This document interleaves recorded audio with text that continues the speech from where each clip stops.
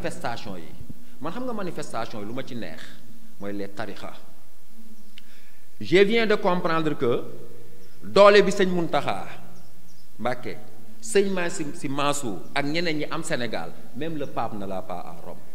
parce que bi mu mettee Macky Sall génne ay militaires am ay policiers taxaw ñu jàkkaarloo gars yi woote ca mbedd ma ñu taxaw ñun ñëpp ñu jóg taxaw sëriñ yooyu bu ñu waxul woon keroog gëm naa ni tey ñu ngi ci 1000 morts gëm naa ni tey on va nager dans des mares de sang mais dañoo dajaloo jël seen kàddu jox ko benn nit mu wax ñun ñëpp ñu dellu gannaaw. L'importance de la religion su Marx ne la religion est l'opium du peuple man de damay wax ne opium boobu baax na parce que opium boo xam ne soo ko naanee tax nga màndi woon nga delloowaat ak sa sago kon opium boobu baax na nañu gën a fonk suñu chef religieux yi di leen wan ne fii ñun lañ yaakaar parce que ñii nekk fi tey dafa bëri ay tubaab ñii nekk fi tey dafa bëri ñoo xam ne bokkuñu ci ñun ñu ngi leen di jiñ ay franc-maçon xaw ma ndax ay franc-maçon la ñuy déet mais en tout cas mooy loolu bokk nañ ci loo xam ne bokkuñ ci sëriñ yi nag ñoom ñoo bokk ak ñun diine nañu taxaw xam ne bu ñu taxawul seen taxawaay booloo murit tijaan baay faal xaadir laayeen ak ñëpp taxaw bu ñu ko defee réew mi dafay jëm kanam mais bu ñu toppee di recevoir les présidents de la république toog ci seen kër yi naan nit ñi dellu leen ci yàlla kenn delluwul ci yàlla parce que tubaab bi daf ne Cheikh Hamidou Kane moo ko wax dans l'aventure ambiguë la misère est le plus grand ennemi de Dieu sur terre ku yeewu añul ndekkiwul nga naan ko yàlla nee na ismi rabbika ak bismi rabbika du la dégg kon sëriñ yi ñu ngi leen di sant di wax le peuple sénégalais nañu remobiliser wu pour qu'il n'y ait pas de troisième mandat nañu remobiliser wu bu fekkee ku mel ni Ousmane Sonko setal nañ ko ba mu set ñu jàppale ko parce que Ousmane Sonko nag mën na doon le sauveur du Sénégal mais dama ne jusqu'à présent il y a un point d'interrogation et cette justice est là qu'à nous dire ce qui est la vérité et comme je l'ai dit à tout le sénégalais le procureur de la République suy wax sama tur lay waxee sa tur lay waxee sa tur lay waxee yow moomu di ma seetaan procureur de la République suy wax sa tur lay waxee kon bu waxee loo xam ne nii du yoon wàccal ci mbedd mi diggante ko ak moom waaw. léegi monsieur Sanoussi dafa am fu ma bëgg ñu ñëwaat fii ku xam ñu ngi dégg naan pays pétrolier lañ bientôt ak ku xam pays yi nga xamante ni dañu am pétrole yépp xam nga ni ay pays yu instable la ban message ngay lancer jeunesse bi ñi nga xamante ni ñoo war a diriger ji suba Sénégal. waaw xam nga am na lu ñuy wax la malédiction du pétrole xam nga li xew ci pétrole bi avant pétrole ñun am nañ fi phosphate am nañ fi zircon am nañ fi sax or mais kenn gisul dara phosphate yi ni la ñuy rombee di dem loolu de fale ma ak leneen xam nga li ci mën a am mooy dañu war a xam ni réew mi ñun ñoo ko moom chinois bi daf ne le pays ne nous a pas été donné par nos ancêtres il nous a été prêté par nos enfants yow nag soxna si bu la sa doom dénkee dara na nga fexe ba bu doom ji ñëwee ne la yaay 100 francs yi ma la dénkoon anamu nga ne ko 100 francs yaa ngi nii wala bu fekkee da ngaa doon yaay ju baax nga ne ko liggéeyal naa la sax ba mu doon téeméer nañu xoolaat code pétrolier yi parce que effectivement pays bu am pétrole ci réew mi toutes les nations développées teg nañ la bët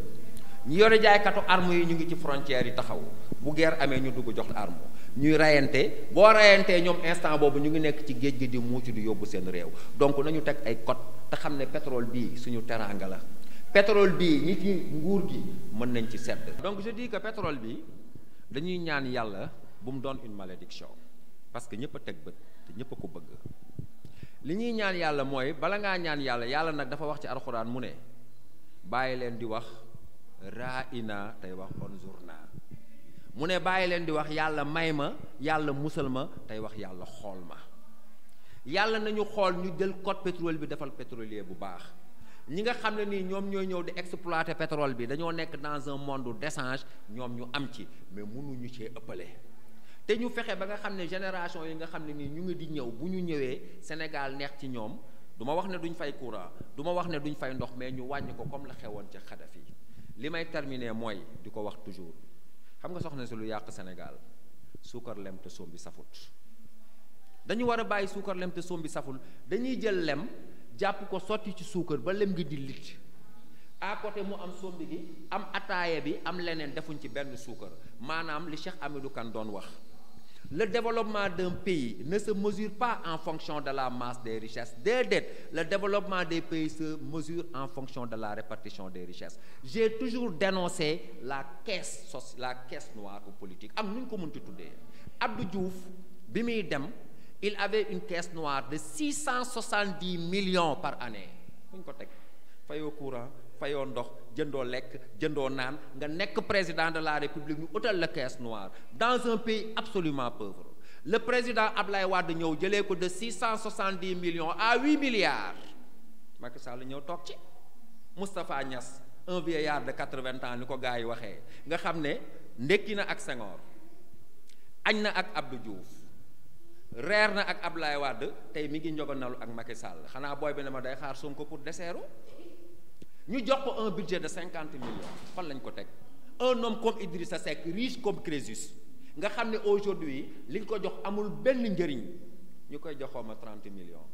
au moment où man mii di wax ak yow di jàngale sama 11 millions mënuñ fexe ba fay ma ko combien d'enseignants ñooy daw leur avancement nañu bàyyi di suukar lem te sombi safut lem jarta suukar ci réew mi nañ ko def ci sombi bi nañ ko def ci laax bi nañ ko def ci feneen li may terminer mooy Julde Caam dafa mos a wax Ablaye Wade ba Ablaye Wade nekk ci digg nguuram ñuy def seen université d'été ñoom waa Iba Der Caam à l'INSEP je crois de l'université mu ne ko peuple sénégalais bi dañ laa fal rek pour nga leen di jox ñu lekk di naan nit ñi bu ñu lekkee naan assurer seen lekk ak seen naan ak seen dëkk li des yëpp mun nañ ko liggéey mais yow lekkoo naanoo nan ngay mën a réfléchir. manifestation yi ni jeunes yi jeunesse bi yàkkee kiiwu affaire français yi fi nekk yow loolu da nga koo rafetlu wala lan est-ce que il est temps que ñun Sénégal France bàyyi ñu demal suñu bopp wala il est temps que wala ñun dañoo war a continuer di cheminer ak français yi. non dañu war a continuer jaam kenn du ko laaj nit. L'amitié entre la France et le Sénégal c'est un mensonge il n'y a jamais eu d'amitié. De Gaulle dafa taxaw wax leen lu leer keroog ba Sékou Touré bañee français yi ba ñuy génn Guinée dañ ko taal cellule buntu yi français yi dañ ko rocc def ko ci avion yi seen tapp yi dañ ko lalli xeer yi ñu mën a toj dañ ko toj dugal ko ci avion bi appauvrir Sékou Touré. De Gaulle taxaw ne leen les peuples les États n'ont pas d'amis les États ont des intérêts. La France boit le sang de l'Afrique depuis des années Jean-Paul Sartre sax da koy wax arrêtez de les appauvrir et de leur rendre honte de leur existence nit ñi jàpp Auchan yi di ko toj man ànduma ci parce que man du ma toj Auchan mais Auchan yooyu ñu leen tojal ñoom tojal nañu lu ëppi ay Auchan parce que def nañ suñuy maam ay jaam coloniser nañ ñu sàcc nañ ñu fen nañ ñu aboutir nañ ñu je ne suis pas violent moi quand j'étais étudiant tous les gens qui m'ont connu à l'université personne ne m'a jamais vu lancer une pierre si j'ai une violence elle est une violence verbale du ma wax ne war nañoo toj Auchan yi mais dama ne bu ñu demoon ba ci yàlla di layoo ak France la ñun dañ koo tojal juróomi Auchan France lépp di tojal ak lim ñu sàcc bu ñu ko joxoon ku nekk ci ñun am Auchan foofu rek laay wax waxuma Sénégal de mais dama ne Sénégalais bu nekk da ngay am Auchan. mot de la fin en tant que professeur boo xamante ni yow ñëpp dañ lay déglu jeunesse bi am nañ ci yow écoute selon vous ban message ngay lancer jeunesse bi. alors jeunesse bi ñu ngi nii taxaw samay élèves lañ muy ñii ak ñi nekk feneen li ma bëgg a wax jeunesse bi mooy nax yi ñu leen di nax nañ ko xam un pays ne peut se développer que dans le savoir Chine bii mi nga xam ne dañ ko topp tey mu jiite àddina bi presque américains yi ñuy fan xam nga lan moo tax ñaar lañ njëkk a def seen jeunesse xam-xam ak discipline ñun suñ xale yi kenn bëggatul jàng xale yi léegi lu yomb rek lañ bëgg li ma lay wax jeunesse bi mooy nañu xam ne réew mi bu ñu fonkul jàng fonk discipline du ñu dem fenn négliger say études fanaanee seetaan Barcelone ba bër set wala négliger say études fanaanee seetaan làmb wala di seetaan TikTok ba bër set ba yow doo nangoo jàng surtout ñi nga xam ne dañu nekk ci école privée xale yooyu laay waxal